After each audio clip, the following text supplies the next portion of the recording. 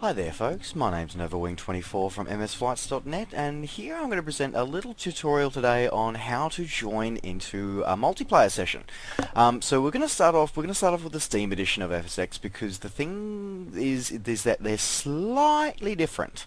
Unfortunately, I'm going to start off by saying they're not compatible. So if you've got Steam edition, you can't play on servers that are running the boxed edition, and vice versa, boxed edition users can't play on Steam edition servers at this time. There are a couple of developers out there who are rumored to be working on possible cross-platform compatibility, but at this time it's you've got to stick with one or the other. So yeah, there you go. But we're going to start with FSX Steam Edition, because of course that is the big shiny news that's been out most lately, and what a lot of people are starting to pick up and use. All right, so. It's actually really easy for the Steam Edition. It's pretty disgustingly easy, actually. So literally, once you've logged in, you jump straight down into multiplayer. Here we are there. And you get two options here: Internet via Steam or LAN. You will almost never need to use the LAN one, unless you are connecting on a local area network. Normally you'll be using the Internet via Steam one. Now this will pre-populated with your Steam user ID, and you just simply go sign in, and go connect with Steam, and bang, there we go. Alright, so you'll then see a list of servers currently available. Now it will be sorted by ping time. Now I just want to quickly mention something on ping times. Now I know ping times for those who play a lot of first-person shooters and stuff like that, everything is hallowed at the grounds, the old sacrifice of the altar of ping times. Guys, ping times aren't actually as big a deal for flight sims as they are for first-person shooters. They're really not. So it's more important to have a stable connection. Ping time, you can have as long as it's not red, you will be more than fine. You really will. Anyway, so as you can see, MSFlights.net, we do have a couple of servers going on fairly regularly at the moment. Of course, the AU one, which is just near me, but a lot of you guys will be connecting to one of the, we've got a European server as well, which is based in Spain, and then we've got a couple of American ones as well. So we're going to connect to this one here, fairly popular one, this one. We're going to be jumping into that. So literally, to connect to your server, click it on the list, double click, in my case, and it goes straight through.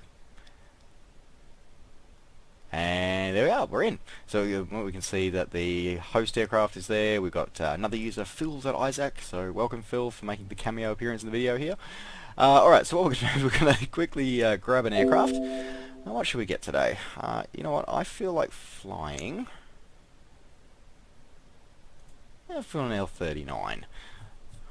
Yes, there we go. So look, yes. Yeah, let's do this one. I like the look of this one. Okay, Air L39. So you got your aircraft there. Now, by default, aircraft will have a ATC or a tail code number. It's always a good idea to change this to something that is actually can identify you in. So, for example, I usually fly with the Nova 24 call sign and tail number. I know it's not a real one, but hey, it's pretty popular, and well, it's not popular, but it makes it easily identifiable for me. So there you go. All right, so. Getting onwards, now if you want to be able to share your aircraft, you can select this. I personally don't do it a great deal, but just for those who do wish to share aircraft, you have to have the exact same aircraft, the exact same config files, the exact same paint scheme as well, otherwise it will crash and it doesn't like it at all. So yeah, up to you if you want to do it. Personally, don't do it, but yeah, some people enjoy it. It can be useful, can be a bit interesting as well. So there you go. Anyway, at an airport, so essentially you get the option of at an airport of my choice, in the area of the host, or the airport nearest the host aircraft. Easiest one I always recommend is go to an airport of my choice. If you use either of these ones, it can play hell with your experience. It'll do all sorts of funny things, spawn you all sorts of places. I don't recommend it, really don't. So we're going to go at an airport of my choice. Let's have a look. This is probably the one bad thing at the moment of the Steam Edition, is that because there's no integration for some of the other multiplayer stuff out there like FS Open, we can't actually see you can't look at a website and see what's what is actually, you know, light and what's dark and stuff like that. So that's probably the only thing. But anyway, alright, so I'm going to go to YBBN, Brisbane International. So you sort of select that, so you type the ICAO there. You can also search by city, narrow by country, region, whatever you want to do. But yeah, just you've become familiar with airfields that you know and frequent a lot, so you'll learn you'll learn the ICAOs. So Brisbane International, make sure it's selected there. Then we go down here to choose your starting position. Now, piece of advice: never, ever use a runway as a spawning location. Okay, unless you absolutely have to. Particularly, don't use the active runway. It's just courtesy, it really is. Otherwise, yeah, just choose it. Most airports will have at least a fuel box or something you can spawn at. Otherwise, there'll be plenty of gates for you to park at and stuff like that. So yeah, I am going to move over to. I'm gonna go the ramp, the GA. That sounds like a plan.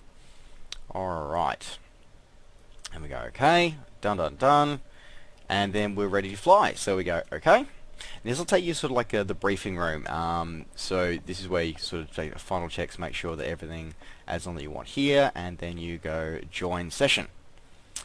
Alrighty. So it all zaps and loads in and all this kind of fun stuff. Now, one thing that catches a lot of people very unwary, first time especially when you do this, is that they wonder why is things not working. It's because it's paused. So, a little bit dark, but that's okay. So, now if you've still got your things like I do at the moment, you've still got your sort of simulation pause, you see some of the flashing screens on there. So just hit P to unpause, and there you go. Alright. Alright, so we'll put our parking brakes on, our lights on. Have a look at the outside. Ah, there it is. Beautiful L39. Yeah, isn't it cute? So there we are. We are in the session. Now I'm going to quickly check where the winds are. Jump in the cockpit view. Release our brakes. Now, pushback, by the way, is Shift P. So it allows your aircraft to sort of be pushed back as if there was a tractor there or something. Just give it a bit of clearance.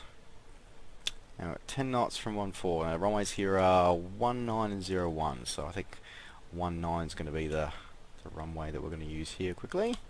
But this is pretty much it, really. So I suppose we may not even end up getting off the ground, I suppose. But yeah, that's simply it. You are in a session.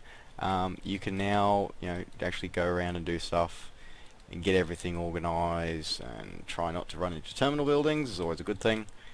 There we go. We taxi out. But yeah, as I said, you're pretty much, this is all there really is to it when it comes to getting into a multiplayer session. As I said, with Steam, really, really easy. You can get along very quickly. It's just simply look at the server you want to join, double click on it, and off you go. So I think we shall pretty much just leave it there. I think it's probably the easiest way to do it.